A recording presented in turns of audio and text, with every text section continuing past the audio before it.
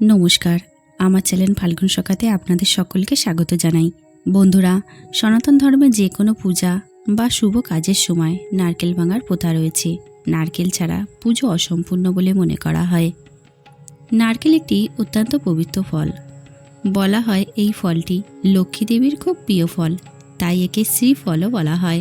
নারকেল ভাঙা খুবই শুভ, কিন্তু নারীদের দ্বারা নারকেল ভাঙাকে স্বাস্থ্য অশুভ বলে মনে করা হয়।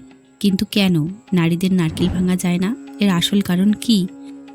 পৌরাণিক কথা অনুসারে ভগবান বিষ্ণু যখন পৃথিবীতে আবির্ভূত হন, তখন তিনি স্বর্গ থেকে 3টি জিনিস নিয়ে এসেছিলেন, যার মধ্যে প্রথমটি ছিল দেবী লক্ষ্মী, দ্বিতীয়টি ছিল কামধেনু গরু এবং তৃতীয়টি ছিল নারকেল গাছ।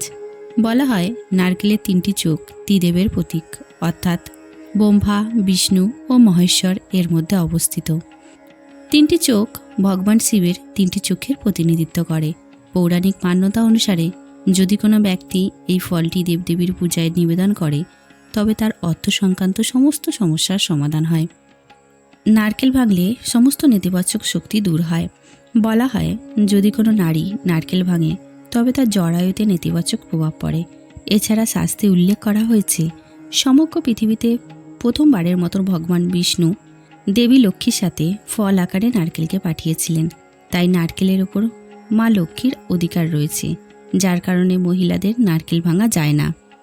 নারীরা সন্তান প্রসব করে, একটি বীজের রূপেই সন্তানকে জন্ম দেয়, আর নারকেল তার দ্বারা ভাঙা মানে একটি বীজকে ভাঙার সমান হয়। এটি বিশ্বাস করা হয় যদি কোনো মহিলা নারকেল ভাঙেন, তবে তার জরায়ুতে বা সন্তানের জীবনে অনেক সমস্যা দেখা দিতে পারে। নারীরা সন্তান প্রসব করে, যার কারণে এই সংসারের চক্র অবিরাম চলতে থাকে। এই কারণেই ভুল করেও নারকেল ভাঙা নারীদের উচিত না।